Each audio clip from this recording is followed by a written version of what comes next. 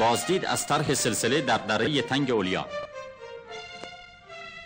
طرح سلسله که 2 سال پیش به فرمان شاهنشاه آریامهر برای مردم این منطقه برنامه‌ریزی گردیده، به طور کلی 4 هدف اصلی دارد: تأمین حداقل نیازهای اساسی مردم، آدمسازی و آدمپروری، آموزش کلی مهارت‌های لازم برای منطقه و ایجاد مکانیزم‌های مشارکت برای حل مسائل روستاییان به دست خودشان و تعیین راه آینده.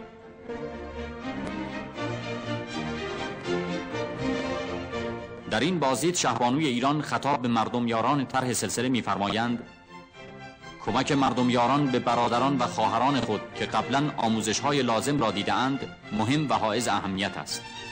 خوشبختانه وظیفه ایرانی بودن حکم می‌کند که با طرح سلسله مردم یاران دانش‌ها و آموزش‌ها را فرا گیرند و آموخته‌های خود را به جوانان روستاهای خود بیاموزند. اردوی مدارس عشایری لرستان واقع در شمال خرم‌آباد. در اردوی تربیتی دانش آموزان عشایر لرستان که از طرف طرح توسعه اقتصادی و رفاه اجتماعی عشایر این استان تشکیل شده، 2000 نفر از فرزندان عشایر متحرک و نیمه متحرک شرکت دارند. دانش آموزان عشایری در حالی که هر یک از آنان شناسنامه معلومات خود را تحت عنوان چیزهایی که میدانم به گردن آویختند، علاوه بر خواندن اشعار مختلف ملی و میهنی، کنفرانس‌های مختلفی درباره شعرا و بزرگان تاریخ ایران اجرا می‌کنند. برنامه سوادآموزی ضربتی در لرستان در سال 2532 با همکاری اداره کل تعلیمات عشایری کشور در 30 کلاس آغاز شد و اینک با برخورداری از 263 نفر معلم، 6310 دانش آموز زیر پوشش سوادآموزی قرار دارند.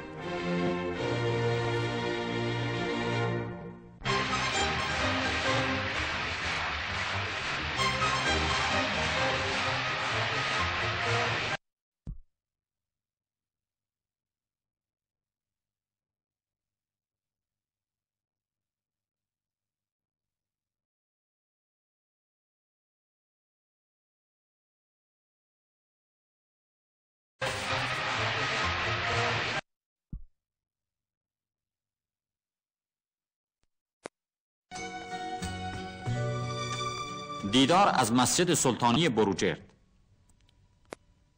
این مسجد 7710 متر مربع مساحت و 4565 متر مربع زیر بنا دارد.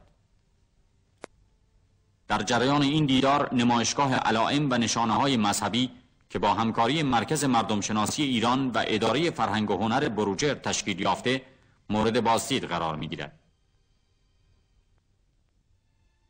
بقعه امامزاده جعفر بروجرد از آثار تاریخی دوره سلجوقی است که شکلی مخروطی دارد و بلندی گنبد آن به 25 متر میرسد.